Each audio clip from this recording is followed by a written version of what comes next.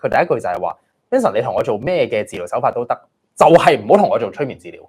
去揾催眠師就係唔好揾佢做催眠治療，踢館嘅喎呢個嚟。你生佢一腳印出嚟。當時呢一個 case 咧就係個朋友嘅 referral 嚟嘅。啊，咁礙於朋友面子啦，係啦，同埋其實係個朋友就將佢嘅 other half 佢嘅另一半就拱上嚟，係其實佢自己唔覺得有問題嘅，係個朋友覺得佢有問題，咁所以就拱佢個位other half 上嚟，咁上到嚟都要做嘢噶嘛。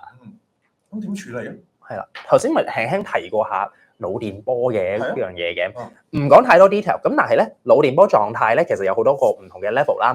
咁其實咧，冥想咧，一個深層嘅冥想咧，可以進入到同催眠治療咧，有同催眠咧係類似嘅腦電波狀態嘅。咁你唔做催眠，咁我咪帶你做冥想練習咯。去到嗰個狀態再做嘅。咁嗰啲係心理治療部分，嗰啲就唔牽涉催眠嘅啦嘛。咁我咪同佢做冥想後嘅心理治療咯。咁其實呢樣做到嘢嘅。我啲經驗。